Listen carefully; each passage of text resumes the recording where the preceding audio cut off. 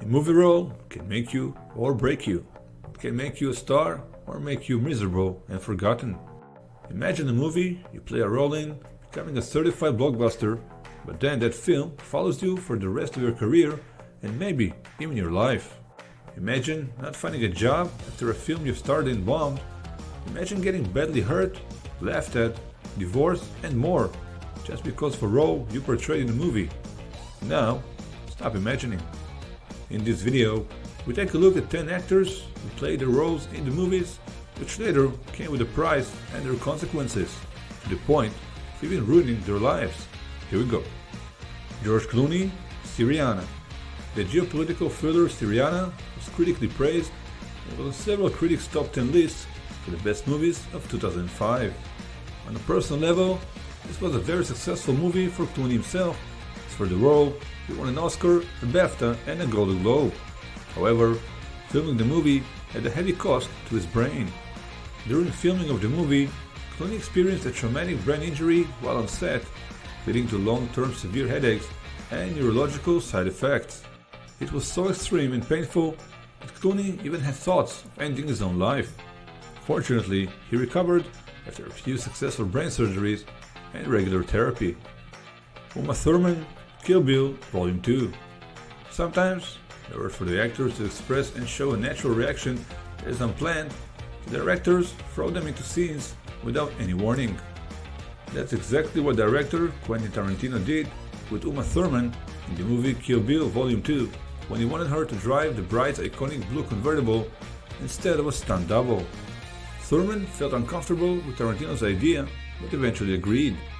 She drove the car down a sketchy dirt road when it began to skid and crashed head-on into a palm tree.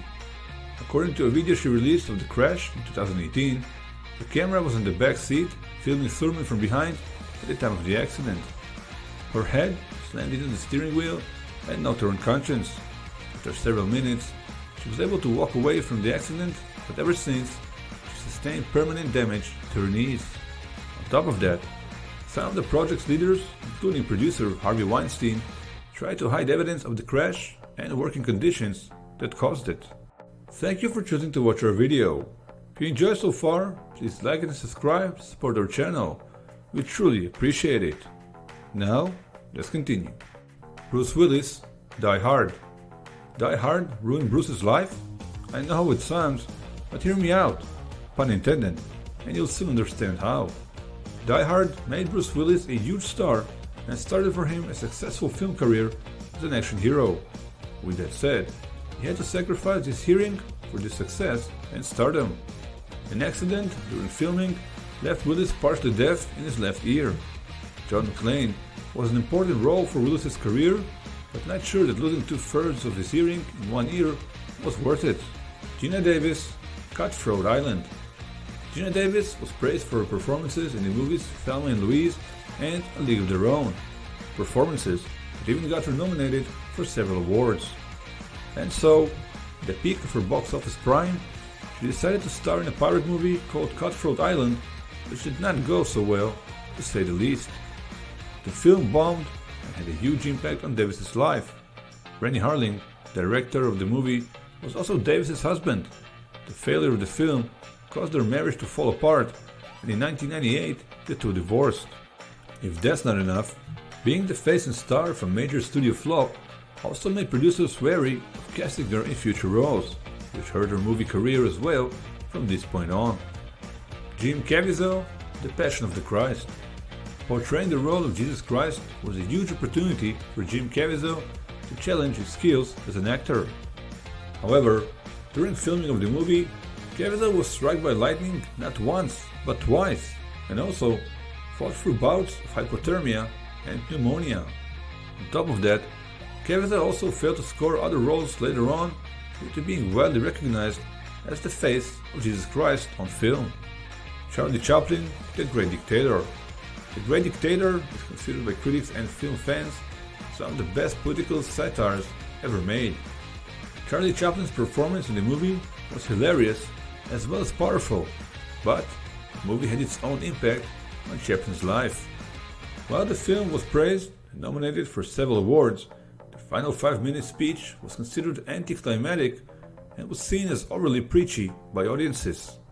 It also got the attention of the FBI, who questioned Chaplin's political views. Chaplin was so heavily scrutinized that when he left the country, he was banned from re-entering the US. William Atherton, Ghostbusters. The Ghostbusters was a huge success, a great film that everybody enjoyed, except William Atherton. In the movie, Atherton portrayed the role of the bureaucratic villain that was insulted on screen by the Ghostbusters. In real life, Atherton was an actor that was insulted for years off screen by Ghostbusters fans. He endured angry screams from fans who couldn't separate reality from fiction and tried to pick fights with him in bars. All this and more even led him to pick a fight with the film's director, Ivan Reitman, years later. Madonna, swept away.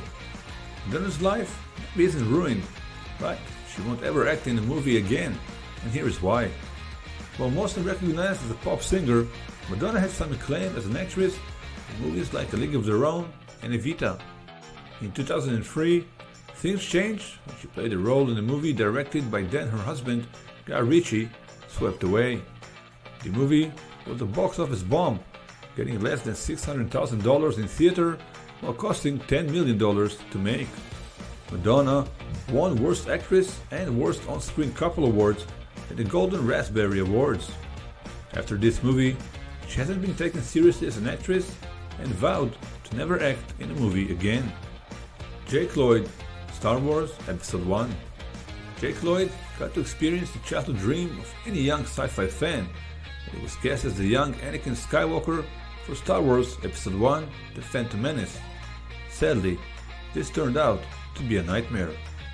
After The Phantom Menace was released, Lloyd was picked on at school due to the awkward dialogue he delivered and the overall initial disappointment Star Wars fans had with the movie. The constant bullying caused Lloyd to quit acting entirely, even throwing away all the Star Wars memorabilia he owned. Chris Katen, Corky Romano.